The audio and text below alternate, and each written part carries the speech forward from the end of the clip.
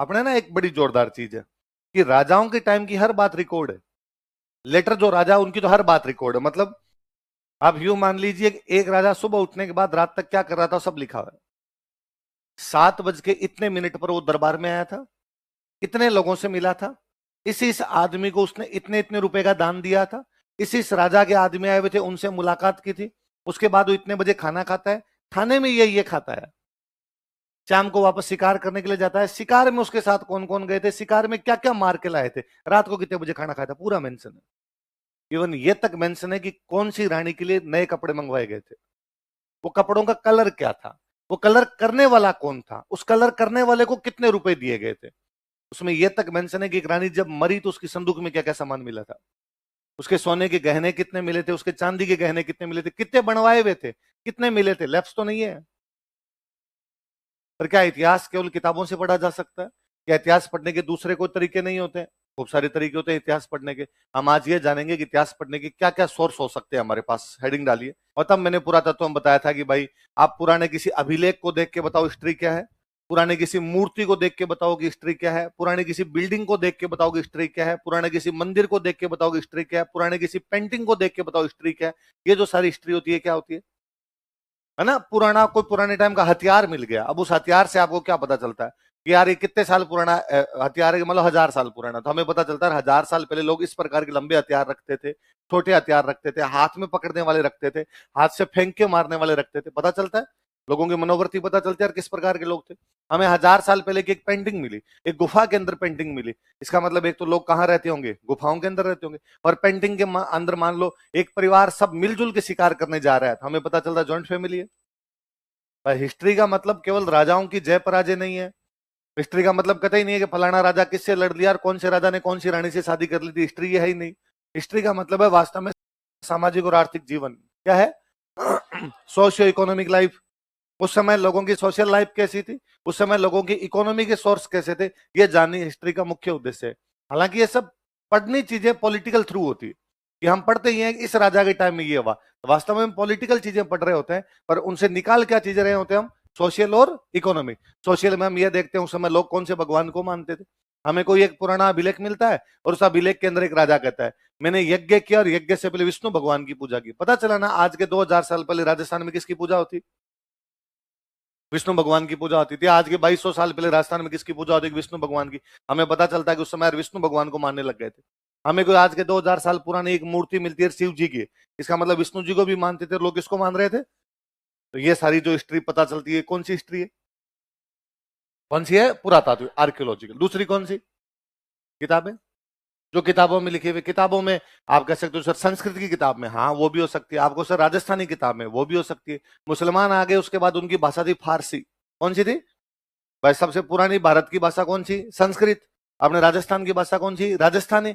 मुसलमान आ गए उसके बाद की फारसी, और अंग्रेज आ गए उसके बाद की इंग्लिश। हम चार सोर्स देखेंगे, हम संस्कृत की किताबें देखेंगे, हम राजस्थानी की किताबें देखेंगे, हम पर्सियन या फारसी देखेंगे, और हम इंग्लिश देखेंगे। तो वो हमारा लिटरेरी सोर्स हो गया। जैसे एक लिटरेरी सोर्स हमने कल पढ़ा है टोड, कल पढ़ा है टोड। तीसरा क्या लिखा हुआ है पूरा लिखिए, क्या लिखा हुआ है, आर्काइवल। क्या लिखा हुआ है, आर्काइव।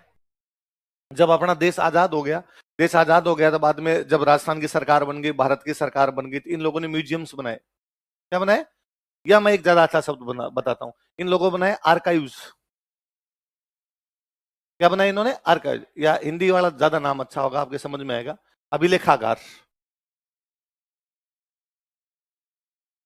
क्या बनाए इन लोगों ने, अभिलेखागार। उनके अंदर पुराने रिकॉर्ड्स रखे गए। पुराने रिकॉर्ड्स कैसे, जैसे उनके अंदर लिखा हुआ है कि अपने ना एक बड़ी जोरदार चीज है कि राजाओं के टाइम की हर बात रिकॉर्ड है। लेटर जो राजा उनकी तो हर बात रिकॉर्ड है। मतलब आप यूं मान लीजिए कि एक राजा सुबह उठने के बाद रात तक क्या कर रहा था सब लिखा हुआ है। 7 बज के इतने मिनट पर वो दरबार में आया था, इतने लोगों से मिला था, इस आदमी को उसने इतने इतने रुपए का दान दिया था, इस राजा के आदमी आए हुए थे उनसे मुलाकात की थी, उसके बाद वो इतने बजे खाना खाता है, खाने में ये खाता है, शाम को वापस शिकार करने के लिए जाता है, शिकार में उसके साथ कौन कौन गए थे, शिकार में क्या क्या मार के लाए थे, रात को कितने बजे खाना खाया था, पूरा मेंशन है। इवन ये तक मेंशन है कि कौन सी रानी के लिए नए कपड़े मंगवाए गए थे, वो कपड़ों का कलर क्या था, वो कलर करने वाला कौन था, उस कलर करने वाले को कितने रुपए दिए गए थे।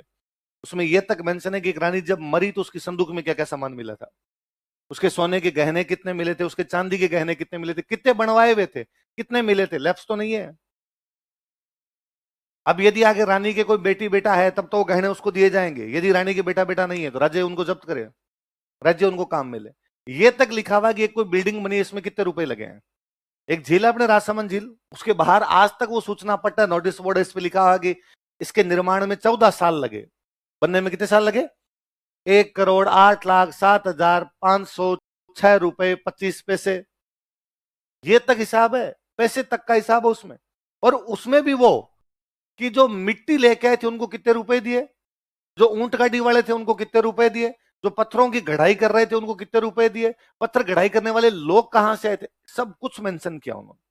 अब वो जो उनके पुराने रिकॉर्ड्स थे राजाओं के टाइम में, तो राजाओं ने अपने सेफ रखे। अब तो बाद में सरकार ने बनाए आर्काइव्स, क्या बनाए, और उन आर्काइव्स में जाके उनको सेव करने शुरू कर। जैसे आजकल आप कहते हो कि आपके जितने डॉक्यूमेंट्स आप मोबाइल में कहते हो कि डिजी लॉकर है, आप कहते हो मेरे सारे जो डॉक्यूमेंट्स है लॉकर में सेव है, वैसे सरकार ने लॉकर बना दिए जी कुल मिला के।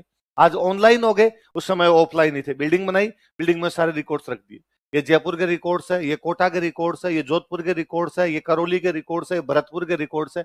वो जो सारा सोर्स है वो भी तो सोर्स है हिस्ट्री जानने का, कि एक राजा की एक रानी ने उस दिन इस प्रकार के कपड़े रंगवाए थे, और कपड़े रंगने वाला ये बंदा था। हमें पता चलता ना कपड़े रंगने वाले लोग अलग हुआ करते थे, उनकी भी कोई जाति हुआ करती थी, वो कपड़े रंगने का ही काम करते थे। उसमें यह तक उनके मेंशन रहता है कि कपड़े का जो रंग है वो किस प्रकार से बनाया गया। हमें पता चलता है पहले नेचुरल कलर बनाते थे, उनको बनाने का तरीका क्या हुआ करता था, या वो कौन सा प्रिंट पहनते थे, वो बंदेज पहनते थे, वो चूंदड़ी पहनते थे, वो लहरिया पहनते थे, किस प्रकार का पहनते थे।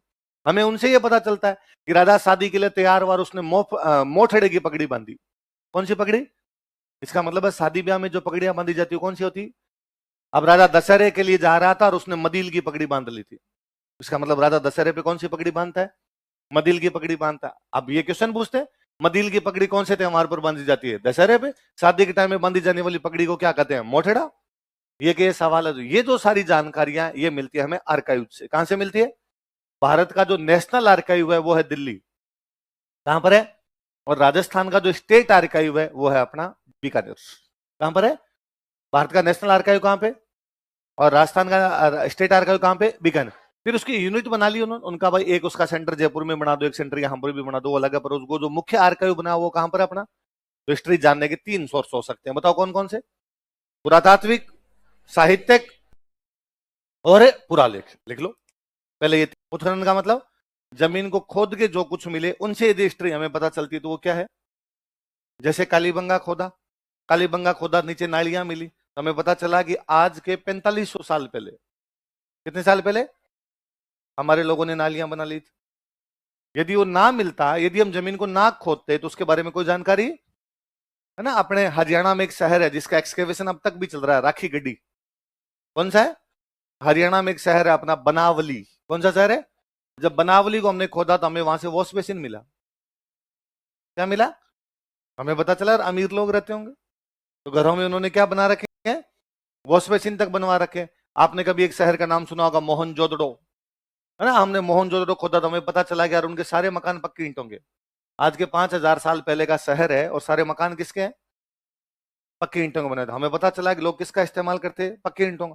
शिव जी की मूर्ति मिल रही है कोई, तो हमें पता चलता है यार शिव जी टाइप के कोई देवता उनके होते होंगे। हो सकता है उनका नाम शिव जी नहीं, उन्होंने और कुछ रख रखा हो, पर देवता तो है।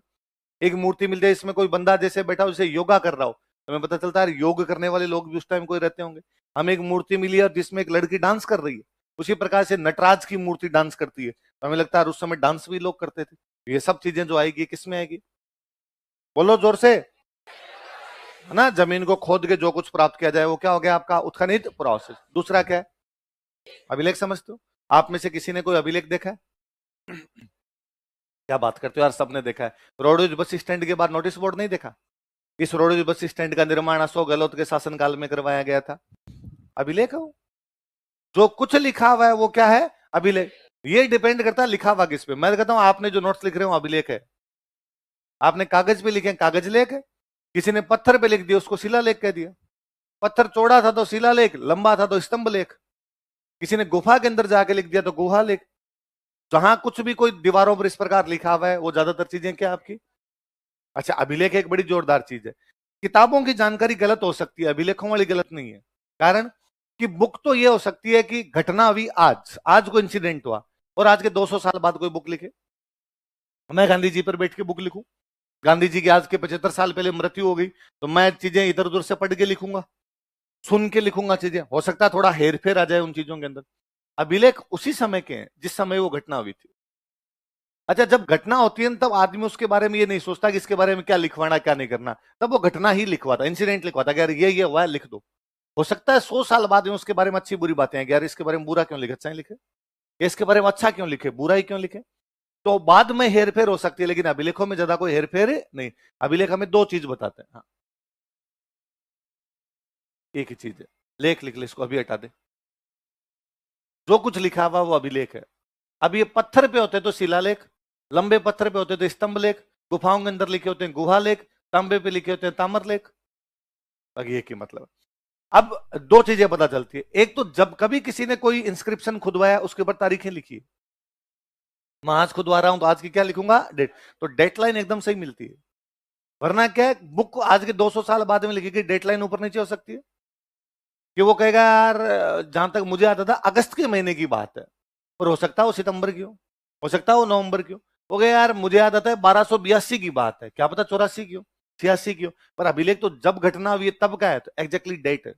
तो दो चीजें पता चलती है, एक तो उसी टाइम के हैं तो कंटेम्पररी है, एक उनसे डेट पता चलती है तो डेट लाइन हमारी एकदम से डिसाइड हो जाती है। तो इतिहास जानने का सबसे वो सटीक सोर्स कोई होता है, एक्यूरेट जो ज्यादा चीजें बताता है, वो कौन सा होता है। आगे क्या लिखा हुआ है, क्या लिखा हुआ है, ताम। हमारे सबके पास गांव के अंदर जमीन है या शहर के अंदर अपने कोई प्लॉट होता है, तो अपने क्या पता ये प्लॉट अपना ही है। आपको सर कागज होते हैं हमारे पास, कौन देता है कागज, राजस्थान की सरकार देती है, भारत की सरकार देती है। क्या कहते हैं उन कागजों को, आपको जो पट्टा, हमारे पास जमीन का पट्टा है, हमारे पास प्लॉट का पट्टा है। अब पट्टे में क्या होता है, तो आजकल क्या होता है, कागज होता है, उस कागज पे लिखा होता है जमीन नंबर इतने से इतने तक फलान जी की है, यही तो होता है। प्लॉट नंबर 56 इनको दिया जाता है, प्लॉट नंबर 58 इनको दिया, यही तो लिखा होता है। उस प्लॉट की साइज लिखी होगी, 30 बाई 45 का प्लॉट है या 60 बाई 80 का प्लॉट है, यहां से लेके यहां तक का प्लॉट है, आगे से उसके एक रास्ता जा रहा है, उसके गार्डन, पूरी लोकेशन लिखी होती है, और ये प्लॉट इनका है। अब उस प्लॉट पे आपके दूसरा कोई कब्जा नहीं कर सकता, और यदि कोई कब्जा करता तो आप सरकार के पास जाओगे कि भाई साहब ये आपका पट्टा, आपने कहा था मेरी है, फलान जी कब्जा करके, पुलिस आगे उनके डंडे मारेगी, आपको आपका प्लॉट दिलवाएगी। यही तो होता है। राजाओं के टाइम में ये जो पट्टे थे ये तांबे पे लिख के दिए गए। किस पे लिखे, उनको लगता कागज फट गया तो, घूम गया तो, गल गया तो तांबे की एक पतली सीट लेते, उस तांबे की सीट पे खोद के देते कि जब तक सूरज और चांद रहेगा जमीन फलान जी के पास रहेगी। कब तक, जब तक सूरज और चांद रहेंगे ये जमीन इसके पास रहेगी। इसका मतलब ये जमीन भाई साहब मैं आपको दे रहा हूं। तो वो जो दान पत्र मिले हैं जिनमें जमीनें दान दी हुई है या किसी को जमीन दी गई है, वो जो कहलाती है वो क्या कहलाती है, जमीन का राजा माना जाता, सॉरी जमीन का स्वामी माना जाता राजा, कि लैंड का ओनर कौन है, तो कौन है, इसलिए राजा की एक उपाधि होती थी भूपति। क्या बोलते राजा को, भू का मतलब भूमि, पति का मतलब स्वामी, जो जमीन का स्वामी, जमीन का स्वामी कौन है, राजा। मैं मान लो राजा हूं, मैं आपको जमीन दे रहा हूं, तो मैं आपको जमीन का कागज दूंगा, वो जो जमीनों के कागज है वो क्या कहलाते हैं, क्या कहलाते हैं, ताऊ। जैसे ना मैं आगे बताऊंगा आपको कि 1206 ईस्वी का, कब का, 1206 का एक ताम्र पत्र मिला हमें, उदयपुर के पास में जगह पड़ती है आहड़, कौन जगह है, आहड़ से एक ताम्र पत्र मिला है, और उसके अंदर लिखा हुआ है कि गुजरात के चालुक्य राजा भीम सेकंड ने जमीन का दान दिया। गुजरात के चालुक्य राजा भीम सेकंड ने जमीन का दान दिया, कहां पे, आहड़, कहां पे, इसका मतलब गुजरात वालों का आहड़ पे कब्जा है। जगह उदयपुर की है, उदयपुर में जो डायनेस्टी थी वो थी गुहिल, कौन सी थी, इसका मतलब गुहिल बीच में हारे हैं, गुजरात वाले चालुक्यों ने कब्जा किया है, और जमीन पर जब उनका कब्जा तो जमीन वही बांटेंगे, उनका मतलब ये हम बांट रहे हैं, ये हमारे वाले ली जानी चाहिए यहाँ पे जमीन। अब वो ताम्र पत्र जानकारी दे रहे हैं ना कि गुजरात वाले बीच में कुछ टाइम तक तो कब्जा कर गए थे। हो सकता है मेवाड़ की हिस्ट्री में बात लिखी ना हो, मेवाड़ वाले लिखवाई ने काटो रे मन, ये नहीं लिख नहीं रहा अपने पे कब्जा हुआ था, किताब में हो सकता नहीं है, पर ताम्र पत्र जानकारी दिया गया, तो ताम्र पत्रों से हमें खूब सारी जानकारी मिलती है। अगली चीज क्या है, सिक्के तो आप जानते हो, नॉर्मली कोई सिक्का मिलेगा, अच्छा सिक्कों से गजब जानकारी ये भी मिल जाती है। पहले क्या राजा महाराजा अपना नाम और वो तो लिखवाते ही थे, कई बार वो उस देवता की फोटो भी लिखवा देता जिसकी पूजा करता था। जैसे समुद्रगुप्त एक बहुत बड़ा राजा हुआ, उसने सिक्कों पर एक नाम लिखवाया, परम भागवत। क्या लिखवाया, भागवत मतलब विष्णु भगवान होते हैं, भागवत मतलब परम मतलब सबसे बड़ा, मैं विष्णु भगवान का सबसे बड़ा भक्त हूं, इसलिए मेरा नाम क्या लिख दिया जाए, परम भागवत नाम लिख दिया जाए। तो हमें पता चलता है कि जो गुप्त राजा थे वो कौन से भगवान को मानते, और पहले ये कहते थे यथा राजा तथा प्रजा, जैसा राजा होता है वैसी क्या हो जाती है जनता। इसका मतलब जनता भी उस टाइम में कौन से भगवान को ज्यादा मानती होगी, और विष्णु को मानने वाले वैष्णव, विष्णु को मानने वाले, इसका मतलब उसमें वैष्णव लोग थोड़े ज्यादा थे, बाकी वाले थोड़े, बाकी भी रहे होंगे पर ज्यादा संख्या किसकी रही होगी, समुद्रगुप्त का। तो और बड़ा गजब, समुद्रगुप्त के पिताजी का नाम था चंद्रगुप्त। क्या नाम था वो तब नए नए राजा, बड़े राजा, गुप्त के पहले इतने कोई बड़े राजा नहीं थे। अचानक एक डायनेस्टी आई सामने और उन्होंने राज करना शुरू कर दिया, राजा बन गए, पावर आ गई उनके पास। लेकिन जो बाकी राजा महाराजा थे ना, वो उनको राजा मानते नहीं थे। अरे कल के आए हुए नए नए उगे हुए लोग और तुम हमारे बराबर बैठोगे, तुम अपने आप को राजा मानते हो, ठीक है यार, थोड़ी बहुत ताकत आ गई, थोड़ी बहुत जमीन होगी, इसका मतलब हमारे बराबर थोड़ी आ जाओगे। इसलिए गुप्तों को लगता था कि यार राजा तो बन गए, पावर भी आ गई, लेकिन फिर भी लोग अपने को बराबर मानने के लिए तैयार है। क्या किया जाए जिससे लोग अपने को यूं थोड़ा मान ले कि ये भी राजा है। तो क्या कोई पुराने राजा है उनमें अपने शादी ब्याह हो जाए, तो पुराने बड़ों को लगेगा कि लो साहब हम तो आपके साथ के ही लोग हैं। और उस समय एक डायनेस्टी हुआ करती जो किसी टाइम में बहुत पावरफुल थी पर उस टाइम कमजोर हो रही थी, वो थे लिच्छवी। कौन थे, और लिच्छवी बड़े ही सम्माननीय इज्जतदार लोग थे एकदम।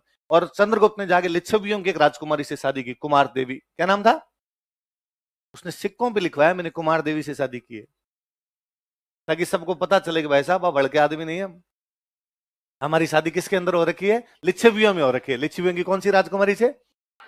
अब चंद्रगुप्त का कुमार देवी का जो बेटा हुआ उसका नाम है समुद्रगुप्त। क्या नाम है, नॉर्मली आपसे को पूछता है कि तुम कौन हो तो पापा का नाम बताते हो, ये कहते हो साहब मैं फलान जी का बेटा हूं, मम्मी का थोड़ी बताते हो।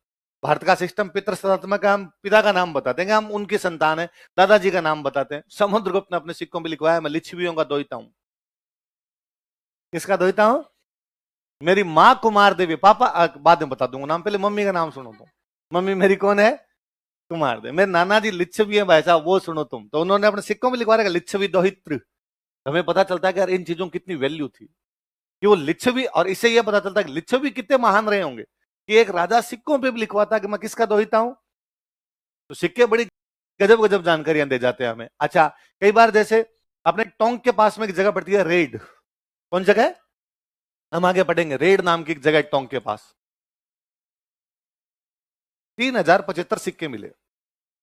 कितने सिक्के मिले, सबसे अधिक सिक्के कोई जगह से मिल रहे हैं तो जगह कौन सी है, रेड। यार इतने सिक्के एक साथ, इसका मतलब व्यापारिक केंद्र है। क्या है, ट्रेड सेंटर। दो ही चीज हो सकती है, या तो ट्रेड सेंटर है तो लोग ट्रेड करने के लिए आते हैं, व्यापार करने के लिए आते हैं, व्यापार करने के लिए आएंगे तो सिक्के देख जाए, या दूसरा क्या हो सकता है, क्या आप सिक्के यहीं बनते हो, इनके सिक्के बनाने की मशीनों भाई साहब टकसाल लगा रखी हो। तो या तो टकसाल, टकसाल समझते हो, जहां पे सिक्के बनते हैं उसको क्या बोलते हैं, टकसाल, या इंग्लिश में बोलते हैं मिंट। हिंदी में तो क्या कहते हैं, टकसाल, इंग्लिश में क्या कहते हैं। या तो सिक्के बनते हैं यहाँ पे, आरबीआई इधर ही है उनका, और या वो व्यापार करते हैं, इस चक्कर व्यापार के वहां पर सिक्के आए, तो इनसे ये चीजें पता चलती है। सिक्के खूब सारी नई जानकारियां देते हैं अपने को। आगे क्या लिखा हुआ, क्या है, स्थापत्य। आप नोटिस कीजिए कभी, राजस्थान स्थापत्य का मतलब आर्किटेक्चर, किले है ना, किले मंदिर महल मकान में जो भी बना हुआ है, आप कभी नोटिस कीजिए राजस्थान में अपने खूब सारे किले हैं, सारे किले पहाड़ों के ऊपर है, कहीं पहाड़ ही नहीं है, जैसे बीकानेर में पहाड़ है ही नहीं तो वो ऊपर कहां से बनाते, जमीन भी बनाना पड़ेगा। बाकी चित्तौड़गढ़, कुंभलगढ़, मेहरानगढ़, जैसलमेर, आमेर, जयगढ़, मेहरानगढ़, गागरोन, रणथंभौर, कुंभलगढ़, सारे के सारे किले किस पे हैं? ये बताते हैं कि सिक्योरिटी ज्यादा जरूरी थी, कि दुश्मन किले के अंदर घुसना नहीं चाहिए, इसलिए ऊंचे बनाए गए किले। आप और नोटिस करेंगे, मैं कई बार क्लास में बच्चों से पूछता हूं कि जैसलमेर का जो किला है वो 1155 में बनाया गया। कब बनाया गया, 900 साल हो गए, आज 2025 चल रहा है, 30 साल कम मान लो 2055 के अंदर, वरना तो पूरे पूरे वो 900 साल हो जाते हैं अपने। तो आप 900 में से 30 साल और कम कर लो तो 870 साल तो हो गए। कौन सा किला बने हुए, जैसलमेर किला, कितने साल हो गए, 900 साल मान लो ना कि 900 साल हो गए उस किले को बने हुए। 900 साल बड़ा किला है, नहीं देखा होगा तो फोटो तो देखी होगी, खूब बड़ा सा किला पहाड़ के ऊपर। इतना बड़ा किला बनाने के लिए रुपए कहां से लाए, तो अपने कहते हैं कि साहब राजा था, राजा के पास तो रुपए होते ही हैं। तो राजा के पास रुपए कहां से आते हैं, टैक्स। टैक्स किस चीज से लेता है, जनता से। जनता से किस बात का टैक्स लेता है, कि खेती करती है जनता, तो खेती का तो जैसलमेर में आज भी नहीं होती। खेती तो वहां अभी भी नहीं होती, तो पहले तो और भी कम खेती होती होगी, और कम खेती होती तो जनता के पास जब होता ही नहीं है तो टैक्स लेगा किसके? भाई मेरे पास 100 क्विंटल बाजरा हुआ, तो राजा ने कहा 30 बोरी मेरे को दे, मेरी हुई 3, तो एक राजा ले जा, और उससे तेरे किला बनता तो बना। तो फिर स्टूडेंट कहता है सर इंडस्ट्री उद्योग धंधे रहे होंगे, वो तो पूरे राजस्थान में नहीं है, इंडस्ट्री तो आज भी नहीं है अपने। तो फिर तीसरा क्या है? किसे ट्रेड, 3 चीज होती है, एग्रीकल्चर होती है, इंडस्ट्री होती है, तीसरा क्या होता है? ट्रेड। ट्रेड किसका हो सकता है? या तो जो एग्रीकल्चर में होता है उसका, या जो इंडस्ट्री में होता है उसका। या तो भाई मेरे खेत में कुछ हुआ, कपास हुई, मैंने कपास का ट्रेड किया, या मेरे इंडस्ट्री में कुछ मैंने कपड़े बनाए तो मैंने कपड़े का ट्रेड किया। जब आपके एग्रीकल्चर नहीं है, जब आपके इंडस्ट्री नहीं है, तो ट्रेड करोगे किसका भाई साहब? तो अब ये ट्रेड रूट पे थे अपने वाले, है ना। यदि किसी को दिल्ली से सिंध जाना होता, पाकिस्तान में एक जगह पड़ती है सिंध, दिल्ली से सिंध जाना होता तो बीच में क्या आता? जैसलमेर। तो अब जैसलमेर राजा दोनों से टैक्स लेता, दिल्ली से सिंध जाने वाले मुझे टैक्स दो, सिंध से दिल्ली जाने वाले मेरे को टैक्स दो। उस टैक्स से बनाए हमने, वो एक मुख्य सोर्स हुआ करता है इकोनॉमी का। कहने का कुल मिला के मतलब है राजस्थान के सारे किले ट्रेड रूट्स पर है। दिल्ली से मालवा जाना हो, दिल्ली से गुजरात जाना हो, चित्तौड़गढ़ आएगा, रणथंभौर आएगा, कुंभलगढ़ बीच के अंदर आएगा आपका। दिल्ली से सिंध की तरफ जाना हो, ये जैसलमेर आएगा। इवन दिल्ली से अफगानिस्तान तरफ जाने का जो रूट था उसमें बीच में बीकानेर था। अब बीकानेर क्रॉस करके बाद में अफगानिस्तान की तरफ जाया करते थे। तो बाद में बीकानेर आएगा, तो बीकानेर के राजा ने कहा मेरे को टैक्स दे के जाओ।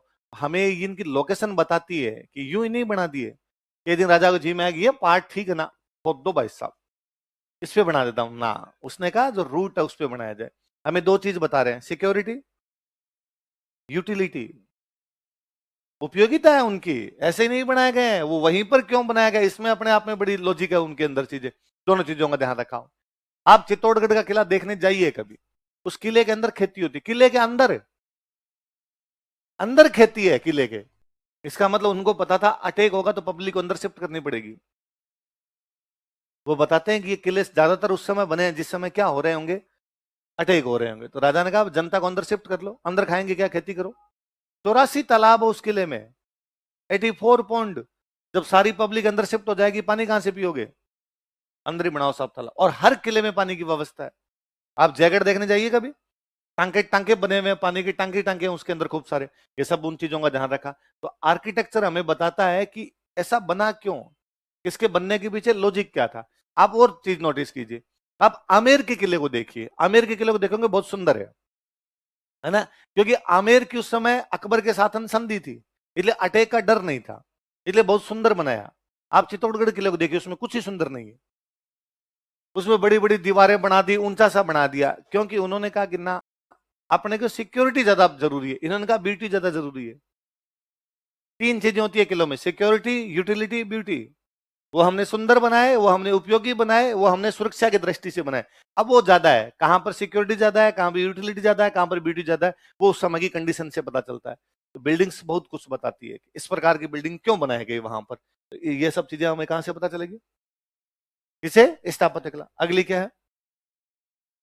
पेंटिंग्स तो मैंने अभी आपको बताई, पेंटिंग से खूब सारी जानकारियां मिल जाती है अपने को। राजा महाराजाओं के टाइम की पेंटिंग्स की, एक कोई राजा की पेंटिंग है और उस पेंटिंग के अंदर बैठा बैठा राजा दुर्गा माता के आगे पूजा कर रहा है, इस प्रकार की पेंटिंग बनाएगी, पता चलता है कि राजा शक्ति की पूजा करते हैं। बाहर सेना खड़ी है और इधर दुर्गा माता की पूजा, इसका मतलब राजा युद्ध में जाने से पहले दुर्गा माता की पूजा कर रहा है, इसका मतलब युद्ध में जाने से पहले देवियों की पूजा करते होंगे। इन बातों की जानकारी मिलती है। हमें कोई पुरानी पेंटिंग मिलती है, उन पुरानी पेंटिंग के अंदर कोई शिकार के दृश्य है, इसका मतलब उस समय लोगों का जो मुख्य कोई रहा होगा उनके जीवन यापन का, तो वो क्या रहा होगा, हंटिंग रहा होगा, वो शिकार करने जाते होंगे, उसी को मार के खाते होंगे। खूब सारी बातें पता चलती है अपने को। ये चित्रकला लास्ट कौन सी? मूर्तियां कैसे बनाई हुई है, मूर्तियों के बनाने के तरीके क्या उनके, मूर्तियां ज्यादा किसकी है। जैसे जो सिंधु घाटी सभ्यता का जो टाइम है, इंडस वैली सिविलाइजेशन की है, उनमें ज्यादातर मूर्तियां देवियों की है, देवताओं की नहीं है। ज्यादातर किसकी है? इससे पता चलता है महिलाओं की चलती होगी, समाज में चलती किसकी होगी? तो उनका हमारी बनाओ रे, ये पुरुषों की छोड़ो, तुम काम करो जाओ। तो मातृत्वात्मक समाज है, महिला प्रधान समाज है, जानकारी मिल रही है उन सब चीजों से। तो ये सब चीजें जो है ये कैसी चीजें? आर्कियोलॉजिकल। कैसी है? पुरातात्विक। कैसी चीजें? तो हमें आर्कियोलॉजिकल सोर्स देखने हो तो हमें क्या क्या देखने चाहिए? उत्खनित पुरावशेष, अभिलेख, ताम्रपत्र, सिक्के, स्थापत्य कला, उतारो।